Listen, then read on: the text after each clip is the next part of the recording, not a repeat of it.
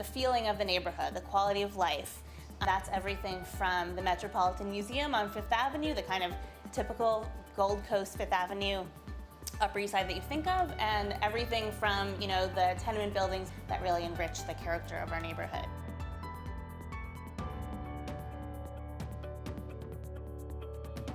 It was a real mom and pop area, a small family-owned bakery, or an old-fashioned soda fountain pharmacy.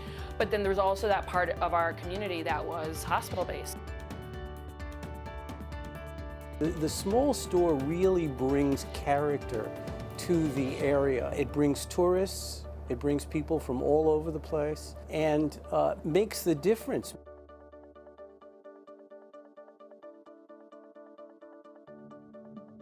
More and more, we're seeing very creative tactics by developers in order to boost their buildings taller and taller. Chopping off a piece of the zoning lot in order to evade a certain zoning regulation. Other tactics include huge voids in buildings, just acting as sort of stilts to boost the height of the buildings up taller and taller.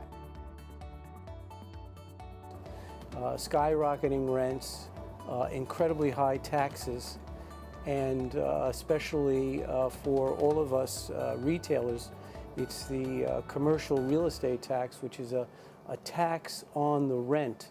It's only for the stores from this area, and it's hurting. The population has exploded to such a degree that it's overwhelmed the capacity of our community. I'm getting really dismayed about how many of our smaller vendors and our smaller shops are being consumed to build these ridiculous high-rise, condo buildings. But they're not increasing the size of the schools. Our hospitals are becoming overwhelmed because there's no room for them to expand.